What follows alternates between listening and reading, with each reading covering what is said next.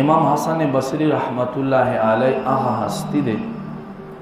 چې یوه ورځ د تقریر کولو بیان کولو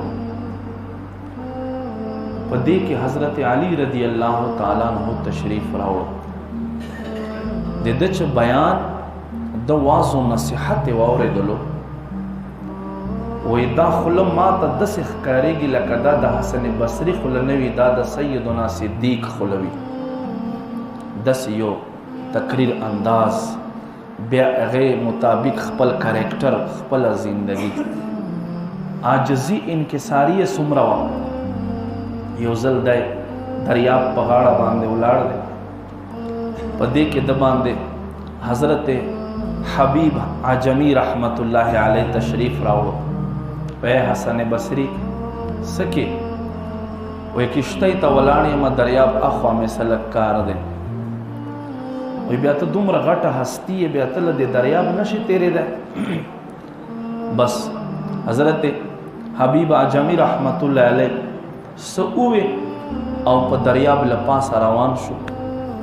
وی ما پر رب باندې توکل دی ته په خپل رب توکل نشي کولای په دریاب باندې لپاس حضرت حبیب عجمی رحمت الله علیه تیر شو اکثر ته ورسید امام حسن بصری رحمت الله علیه چې کله دی وکتلو بس د الله خوف په باندې غالب شو را پرې وته بے هوش شو چا تاسو ته وکړو وجه څه ده پس وجه باندې ته بے هوش شوې اوس وګوره اولیاء کاملین الله نیکانو الله پاکانو څنګه زندگی غانې ها ما عزت مندو تپوس ته وکړو چې حضور ته خو بے هوش شوې سو جوا صدا سي معاملې نه ده شوې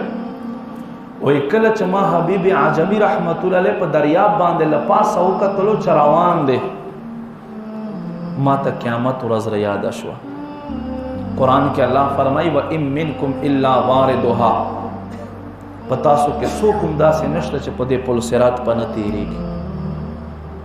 او دا الله په خپل ځان باندې حتما مقضیه دا فیصله په خپل ځان باندې لازم کړی د چې تاسو به هر یو له پل صراط نه تیرې ما ته د رب دا آیت را یاد شو ما ته میدان محشر ورځ را یاد شو چې کدی شي چې څنګه اوس حبیب عجمی رحمت الله په دریاب باندې لپاسه تیر شو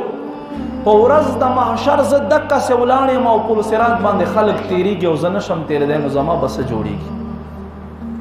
دل وجه نه زه بے هوش شوم ما ته میدان محشر ورځ را یاد شو عزت مندو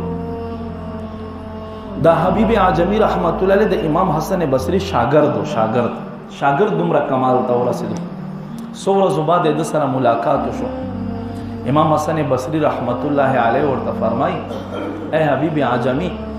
دا راته وایا دا دومره کمال چې بغیر د کشتۍ کې نستا بغیر د څه ظاهري اسباب ته په دې دریاب باندې لپاس روان شوې دا کمال دا شرف دا عزت تا څنګه حاصل کړو چې ته دومره مرتبه خاوند شو ته زما شاګرد دی حضرت حبیب حجمی رحمت الله علیه ورته فرمایي وای حضور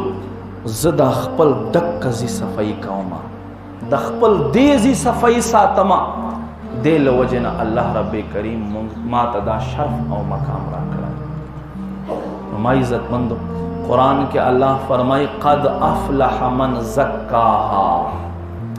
مراد ته ورسېدو کامیاب شو آیا انسان چا چې خپل ځان پاک کړو او فرمای وقد خاب من دساها فرمای خائب شو خاسر شو نقصان کې پریوتلو هغه سړی چې کم سړی په ګناهو کې ځان ډوب کړلو په ګناه کې ځان ډوب کړلو